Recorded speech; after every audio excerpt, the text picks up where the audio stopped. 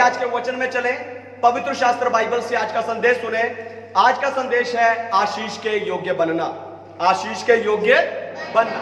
वैसा निकालिए लूका रचित सुसमाचार अध्याय 10 और वचन 6। आशीष के योग्य बनना।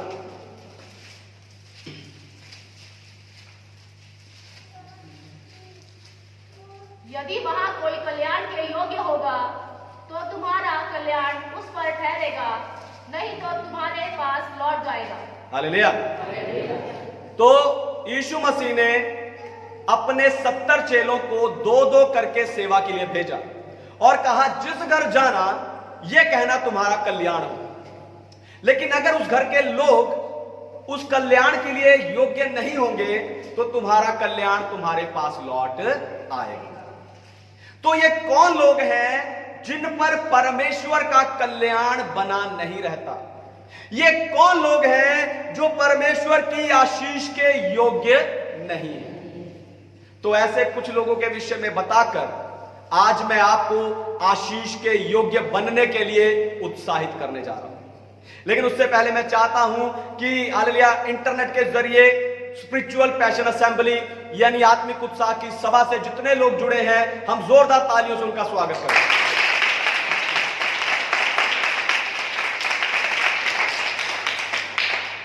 तो ये कौन लोग हैं जिन पर परमेश्वर का कल्याण बना नहीं रहता? सबसे पहली बात, जो पास्टर का आदर नहीं करते। जो पास्टर का आदर नहीं करते। पढ़िए मत्ती रचित सुसमाचार अध्याय 10 वचन 40 और 41।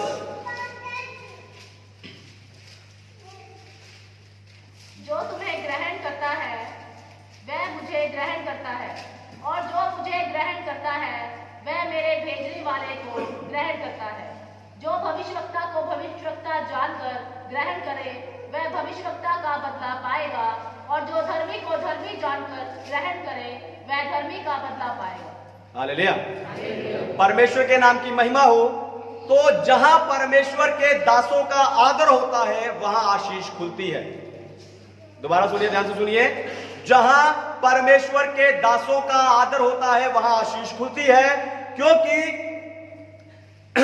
यीशु जो है अपने सेवकों का आदर देख के खुश होते हैं। जब यीशु के सेवकों का आदर होता है तो यीशु को खुशी होती है, क्योंकि यीशु अपने स्थान पर अपने सेवकों को भेजते हैं। जब पहला राजाओं की पुस्तक अध्याय 17 में एलिया सारापात की विधवा के घर गया और वहां जाकर उसने खाने को मांगा।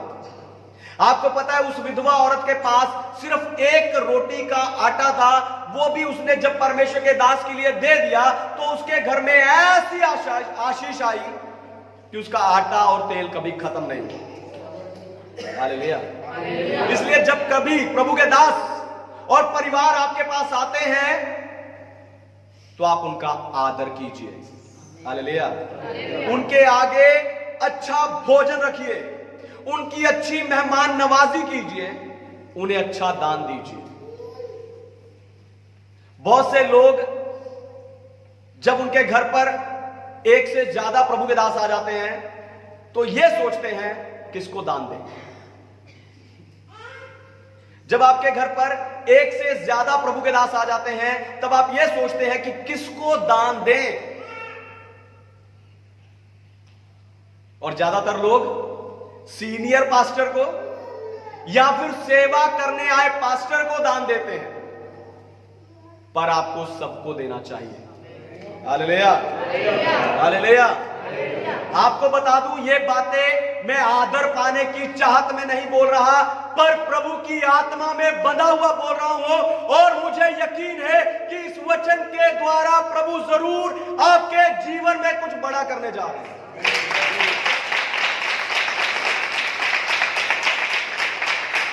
इसलिए प्रभु के दासों का आदर कीजिए और आशीष के योग्य बन जाइए। दूसरी बात, यीशु का इनकार करना। पढ़िए मत्ती रचित सुसमाचार अध्याय 10 वचन 32 और 33। जो कोई इन छोटों में से एक को मेरा चेला जानकर केवल एक कटोरा ठंडा पानी पिलाए, मैं तुमसे सच कहता हूं वह किसी रीति से अपना प्रतिफल ना खोएगा। हालेलुया। तो यीशु में हमारा काम सिर्फ विश्वास करना नहीं है, ध्यान से सुनिए, यीशु में हमारा काम सिर्फ विश्वास करना नहीं है, पर उस विश्वास का अंगीकार करना भी है। हालेलुया। इसलिए यीशु से अपना रिश्ता बताने के लिए कभी भी मत शर्माना। हो सकता है खुद को प्रभु का कहने पर कुछ लोग आपको पसंद ना करें, हो सकता है खुद को प्रभु का कहने के लिए कुछ लोग आपको बुरा कहें, कहने दो, पर आपका प्रभु आपको बुरा कहना नहीं चाहिए। हालेलुया। पर आपका प्रभु आपको बुरा कहना नहीं चाहिए, क्योंकि मैंने देखा है कि कई लोग संसार की नाशवान वस्तुओं के लिए या फिर अविश्वासियों के बीच में जाकर आदर पाने के लिए प्रभु का इनकार कर बैठते हैं, जिस कारण आशीष और कल्याण उन तक नहीं पहुंचता। हालेलुया। वो प्रभु का इनकार कर देते हैं और प्रभु स्वर्ग में पिता के सामने उनका इनकार कर देता है, जिस कारण कल्याण और आशीष उन लोगों तक नहीं पहुंचते। इसलिए कभी भी यीशु का इनकार मत कीजिए और आशीष के योग्य बन जाइए। तीसरी बात, सुसमाचार ना सुनाना। सुसमाचार ना सुनाना। पढ़िए लूका अध्याय 10 और वचन 2।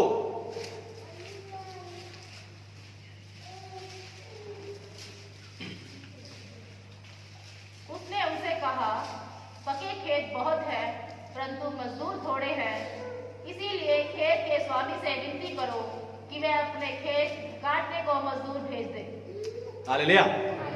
तो सुसमाचार सुनाने में बड़ी आशीष है। अगर सुसमाचार सुनकर आपको इतनी आशीष मिली है, ध्यान से सुनिए, अगर सुसमाचार सुनकर आपको इतनी आशीष मिली है तो दूसरों को सुसमाचार सुनाने से कितनी आशीष मिलेगी। सोचकर देखो कि जब जब आपने किसी को सुसमाचार बताया कि आपको आशीष मिली या नहीं, आपने आशीष पाई या नहीं।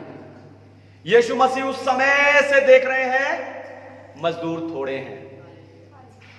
आज से 2020 साल पहले से प्रभु यीशु मसीह देख रहे हैं कि मजदूर थोड़े हैं। और प्रभु यहां कह रहे हैं कि आज भी मैं देख रहा हूं कि कलीसिया में 1 या 2 लोग ही लगे हुए हैं। हालेलुया। याद रखिए, सुसमाचार सुनाने से कल्याण और आशीष के रास्ते आपके जीवन में खुलते हैं, क्योंकि जो कोई परमेश्वर के धर्म और राज्य का प्रचार करता है, ये सब वस्तुएं उनके जीवन में अपने आप आ जाती हैं। हालेलुया। याद रखो, आप पवित्र आत्मा पाए लोग हो।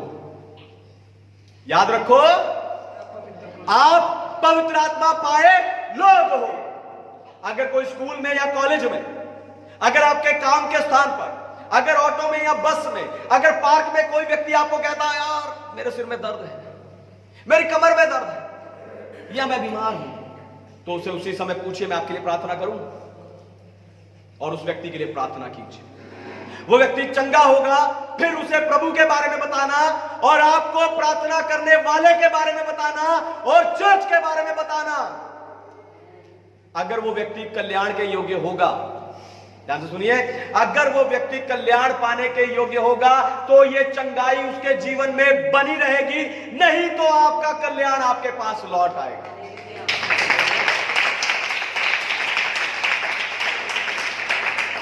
चौथी बात, आदि शिक्षा को छोड़ देना।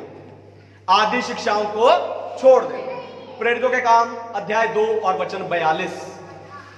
प्रेरितों के काम उसका अध्याय 2 और वचन 42। और वे प्रेरितों से शिक्षा पाने और संगति रखने और रोटी तोड़ने और प्रार्थना करने में लौलीन रहे। हालेलुया। परमेश्वर के नाम की महिमा। तो जब यीशु मसीह के चेले सुसमाचार सुनाते थे और जो लोग विश्वास करके परमेश्वर की कलीसिया में जुड़ते थे, वो कुछ खास काम करते थे। वो बपतिस्मा लेकर शिक्षा पाने, संगति करने, रोटी तोड़ने और प्रार्थना करने में लगे रहते थे। और परमेश्वर रोज उनके जीवन से कुछ बड़ा करते थे। हालेलुया। लेकिन आज जमाना एडवांस हो गया है।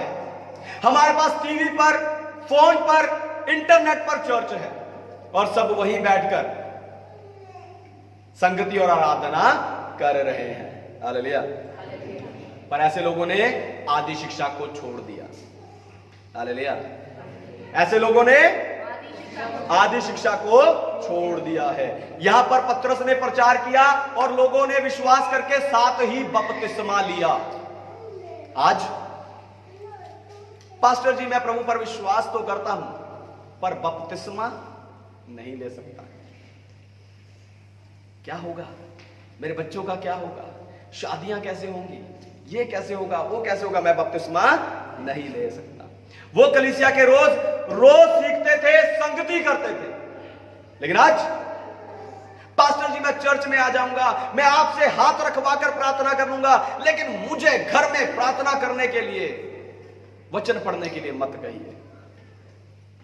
वो लोग संडे चर्च में जाकर हर हफ्ते रोटी तोड़ते थे, पर आज बहुत सारे लोग कलीसियाओं में जाकर प्रभु भोज लेते ही नहीं, जिस कारण परमेश्वर का कल्याण उन तक नहीं पहुंचता।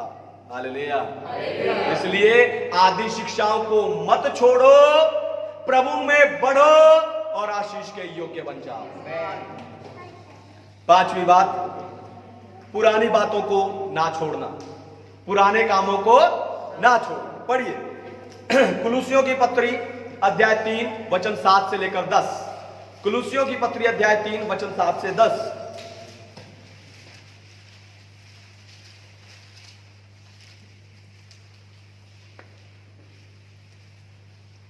जल्दी से, कुलुसियों अध्याय 3 वचन 7 से 10, ऊंचे आवाज में। और तुम भी जब इन बुराइयों में जीवन बिताते थे तो इन्हीं के अनुसार चलते थे, पर अब तुम भी इन सब को अर्थात क्रोध, रोष, वैर भाव, निंदा और मुंह से गालियां बकना, ये सब बातें छोड़ दो। एक दूसरे से झूठ मत बोलो, क्योंकि तुमने पुराने मनुष्य तब को अपने कामों समेत उतार डाला है और नए मनुष्य तब को पहन लिया है, जो अपने सृजनहार के स्वरूप के अनुसार ज्ञान प्राप्त करने के लिए नया बनता जाता है। हालेलुया। परमेश्वर के नाम की महिमा हो। तो हम पहले दुखों में जीवन व्यतीत करते थे क्योंकि हम पहले बुराइयों में थे। हालेलुया। हम सब पहले बुराइयों में जीवन व्यतीत करते थे, इसलिए हमारे जीवनों में दुख बना हुआ था। लेकिन जब हम प्रभु के पास आ गए हैं, हम परमेश्वर के हो गए हैं, तो हमें उन सारे पुराने कामों को छोड़ना है। यानी ध्यान से सुनिए, गाली देना, झूठ बोलना, नशा करना, बुरी बुरी बातें बोलना, वो सब हमें छोड़ना है। आपको झूठ नहीं बोलना। ध्यान से सुनिए, आपको झूठ नहीं बोलना, क्योंकि झूठ का पिता शैतान है और आपका झूठ आपको शैतान जैसा बना देता है। दोबारा सुनिए, ध्यान से सुनिए, आपको झूठ नहीं बोलना क्योंकि झूठ का पिता शैतान है, और जब आप झूठ बोलते हैं आपका झूठ आपको शैतान जैसा बना देता है, क्योंकि झूठ आपकी आत्मा पर शैतान की मुख्य छवि को छोड़ता है। हालेलुया। शैतान की सबसे बड़ी छवि है वो झूठा है, और जब आप झूठ बोलते हैं तो उसकी छवि आपकी आत्मा पर आ जाती है। और सबसे जरूरी, कभी अपने पास्टर से झूठ नहीं बोलना। ध्यान से सुनिए, कभी आपके पास्टर से आपको झूठ नहीं बोलना। क्यों? आपके लिए दिन रात जाग जाग कर आपके लिए प्रार्थना करते हैं, आपके प्राणों की रखवाली के लिए प्रार्थना करते हैं। अगर आप उन्हीं से झूठ बोलोगे तो कभी भी उनकी प्रार्थनाओं का कल्याण आप तक नहीं पहुंचेगा। ध्यान से सुनिए, अगर आप अपने पास्टर से ही झूठ बोलेंगे किसी भी बात पर, अगर आप अपने पास्टर से ही झूठ बोलेंगे तो उनके द्वारा की जाने वाली प्रार्थनाओं का कल्याण कभी भी आप तक पहुंचेगा नहीं। हालेलुया। इसलिए बाइबल हमें कह रही है कि एक दूसरे से झूठ बोलना छोड़कर सब सिर्फ सच बोले और परमेश्वर से आशीष पाने के योग्य बन जाए। हालेलुया। 6वीं बात, एक दूसरे से प्रेम करना। एक दूसरे से पढ़िए पहला थिस्सलुनीकियों की पत्री अध्याय 3 वचन 12। पहला थिस्सलुनीकियों अध्याय 3 और उसका वचन 12। और प्रभु ऐसा करे कि जैसा हम तुमसे प्रेम रखते हैं वैसा ही तुम्हारा प्रेम भी आपस में और सब मनुष्यों के साथ बढ़े और उन्नति करता जाए। हालेलुया। ध्यान से सुनिए, जैसा हम तुमसे प्रेम करते हैं वैसा तुम एक दूसरे से प्रेम करो और आपस में बढ़ते जाओ। तो आपके घर तक परमेश्वर का कल्याण न पहुंचने का कारण है कि आप एक दूसरे से प्रेम नहीं करते। अगर आप एक दूसरे को प्रेम नहीं करेंगे तो वो पुरानी बातें, वो पुराने काम, वो पाप, वो बुराइयां कभी आपके अंदर से निकलेंगी नहीं। लेकिन कोई कहेगा नहीं पास्टर जी मैं तो प्रेम करता हूं। कुछ लोग कह सकते हैं हां पास्टर मैं प्रेम करता हूं, लेकिन ऐसे लोगों से मैं कहना चाहता हूं आपको वो प्रेम करना है, आपको एक दूसरे से वो प्रेम करना है जो मैं आपके साथ करता हूं। जैसे मैं आपके लिए जागृत होकर प्रार्थना करता हूं, आपको एक दूसरे के लिए करना है। जैसे मैं आपकी मुश्किल आने पर आपके पास दौड़ा चला आता हूं, आपको भी एक दूसरे के पास दौड़कर जाना चाहिए। जैसे मैं जब आप दूर चले जाते हो चिंतित हो जाता हूं, आपको भी चिंता करनी चाहिए कि आज मेरा भाई, मेरा बहन, मेरा बच्चा, मेरा पति चर्च क्यों नहीं आया, प्रभु से दूर क्यों हो गया। जैसे मैं जब आप वापस आ जाते हो आनंदित हो जाता हूं, ऐसे ही आप भी जब वो व्यक्ति वापस आता है उसे देखकर आनंदित होइए। चर्च में आने वाले लोगों को आपस में गले मिलकर चुंबन करके एक दूसरे को मेल मिलाप से रहिए। हालेलुया। जब आप एक दूसरे के साथ, ध्यान से सुनिए, जब आप एक दूसरे के साथ ऐसा प्रेम करोगे, ऐसा मेल मिलाप करोगे, तो ये पक्का है कि परमेश्वर की आशीष आप तक पहुंचेगी।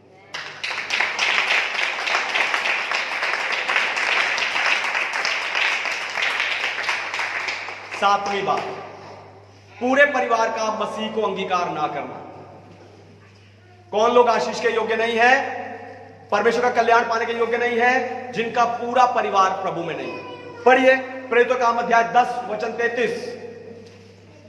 प्रेरितों के काम उसका अध्याय 10 और वचन 33।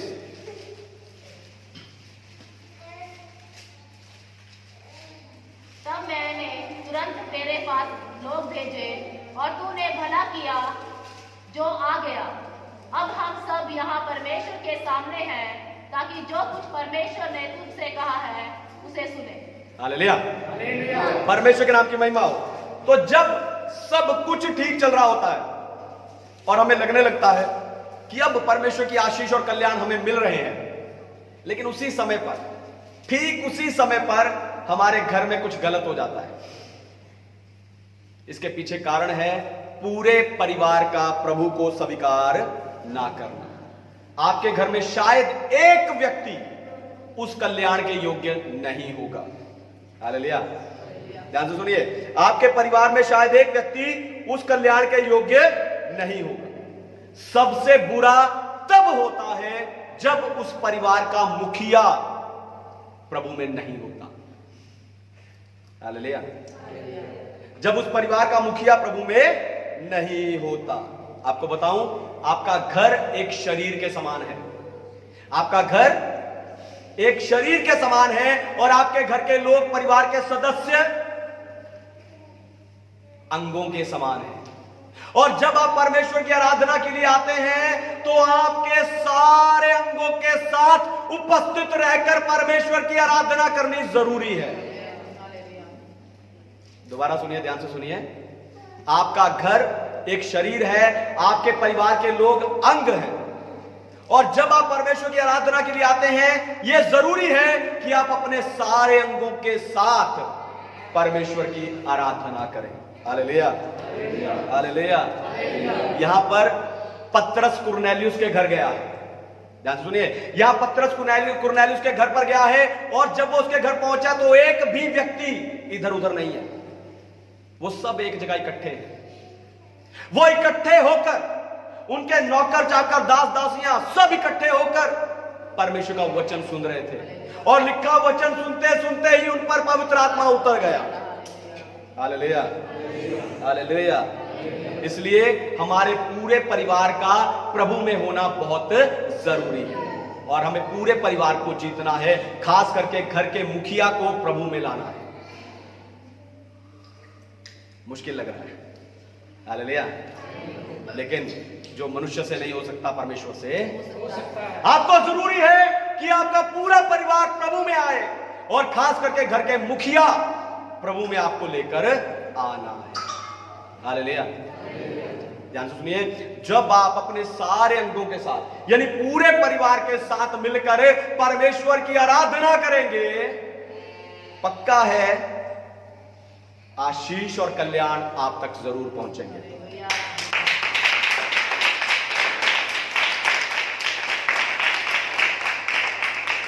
आठवीं और आखिरी बात, वो कौन लोग हैं जिन पर परमेश्वर का कल्याण बना नहीं रहता? जो अविश्वासियों से विवाह करते हैं, अविश्वासियों से शादी करते हैं। पढ़िए एज्रा की पुस्तक अध्याय 10 वचन 1 से 3। एज्रा भविष्यवक्ता की पुस्तक, एज्रा भविष्यवक्ता की पुस्तक अध्याय 10 और वचन 1 से 3। एज्रा की पुस्तक अध्याय 10 वचन 1 से 3। जब एज्रा परमेश्वर के भवन के सामने पड़ा, रोता हुआ प्रार्थना और पाप का अंगीकार कर रहा था, तब इस्राएल में से पुरुषों, स्त्रियों और बच्चों की एक बहुत बड़ी मंडली उसके पास इकट्ठी हुई और लोग बिलख बिलख कर रो रहे थे।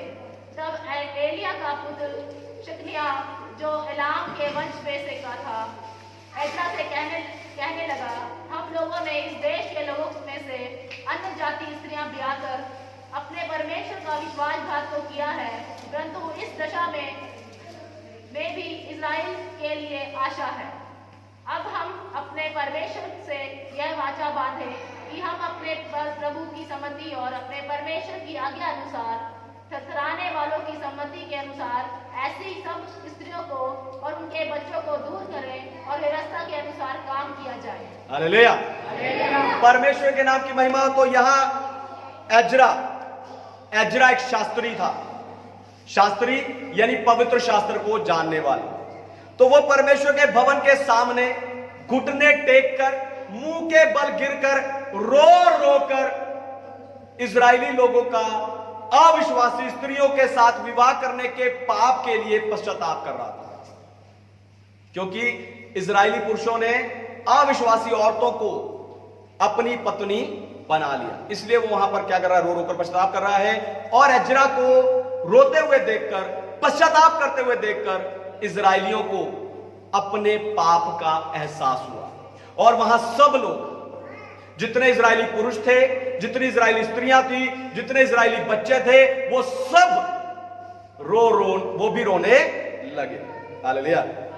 लेकिन उन सबके बीच में शकन्या खड़ा हुआ और उसने कहा कि हमने अन्य जाति स्त्रियों से शादी करके पाप तो कर लिया है, लेकिन अभी भी आशा है, हम उन्हें छोड़ देंगे, हम उन्हें छोड़ देंगे। तो मैं विश्वास नहीं करता कि एज्रा ने उन्हें छोड़ने के लिए कहा होगा, क्योंकि बाइबल तलाक के लिए मना करता है। पर मैं आपको यह कहना चाहता हूं कि अविश्वासी लोगों से प्रेम संबंध बनाना, यानी बॉयफ्रेंड गर्लफ्रेंड बनाना, अविश्वासी स्त्री या पुरुष से शादी करना पाप है, परमेश्वर के वचन के विरुद्ध है। जो लोग ऐसा करते हैं, हालेलुया, कभी कल्याण और आशीष उन तक नहीं पहुंचती। इसलिए जरूरी है, अगर आप चाहते हैं कि आपके बच्चों के जीवन में, ध्यान से सुनिए मम्मी पापा, अगर आप चाहते हैं कि आपके बच्चों के जीवन में उनके परिवार खुशहाल रहे, तो आप उनके लिए परमेश्वर के पीछे चलने वाले योग्य लड़के और लड़की ढूंढिए। हालेलुया, तभी उनके पारिवारिक जीवन में कल्याण बना रहेगा। हालेलुया, तभी उनके पारिवारिक जीवन में कल्याण बना रहे। अगर आप चाहते हैं कि आपके जीवन में कल्याण बना रहे, तो इन 8 बातों को अपने जीवन में, अपने घर और परिवार में शामिल कर लीजिए और प्रभु आपको कल्याण से, आशीषों से भर देगा। Thank you.